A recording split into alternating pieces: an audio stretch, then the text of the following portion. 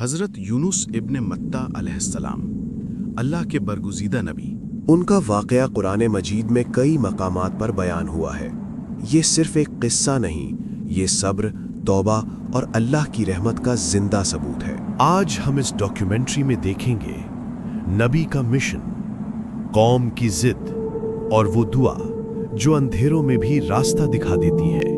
نینوا کا شہر آج کے عراق کے علاقے میں حضرت یونس علیہ السلام اپنی قوم کو بار بار پکارتے ہیں، توحید کی دعوت، بت پرستی سے روک، لیکن قوم کا رویہ سخت ہے۔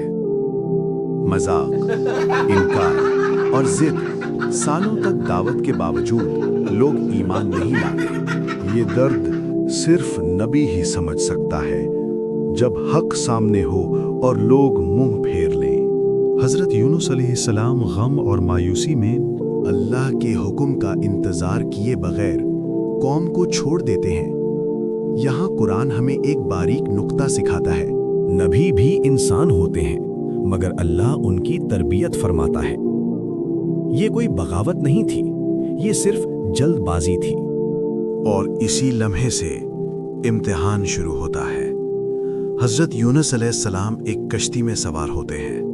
سمندر پرسکون تھا، لیکن اچانک آسمان بدل جاتا ہے، طوفان اٹھتا ہے، لہریں بے قابو ہو جاتی ہیں، کشتی ڈوبنے کے قریب ہوتی ہے۔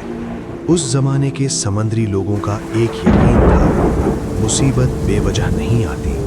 ان کا خیال تھا کہ کشتی پر کوئی ایسا شخص موجود ہے جس کی وجہ سے یہ طوفان آیا ہے، اس لیے ظلم سے بچنے اور انصاف کے لیے قرآن ڈالا جاتا ہے۔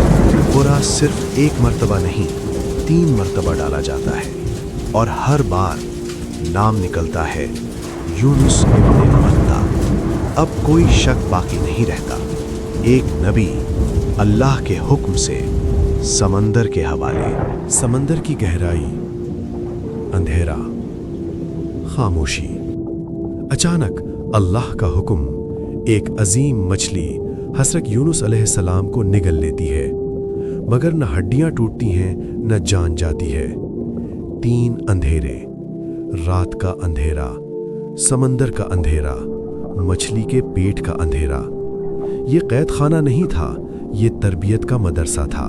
اس اندھیرے میں نہ کوئی ساتھی، نہ کوئی سہارا، صرف ایک آواز جو اللہ تک پہنچتی ہے، لا الہ الا انت سبحانک انی کنت من الظالمین۔ یا اللہ، تیرے سوا کوئی معبود نہیں، تو پاک ہے اور بے شک میں ہی غلط کرنے والوں میں سے ہوں۔ یہ دعا مچھلی کے پیٹ کو بھی ہلا دیتی ہے۔ اللہ فرماتا ہے، ہم نے اس کی دعا قبول کی۔ مچھلی کو حکم ہوتا ہے کنارے پر چھوڑ دو۔ حضرت یونس علیہ السلام نکل آتے ہیں، کمزور لیکن زندہ۔ حضرت یونس علیہ السلام کی قوم ان کے بعد توبہ کر لیتی ہے اور اللہ عذاب ہٹا لیتا ہے۔ یہ قرآن کا واحد واقعہ ہے جہاں پوری قوم پر عذاب آنے سے پہلے رحمت آ گئی۔ اس کہانی کا پیغام آج بھی زندہ ہے۔ مایوسی کفر کے قریب لے جاتی ہے، جلد بازی نقصان دیتی ہے، اور توبہ بند دروازے کھول دیتی ہے۔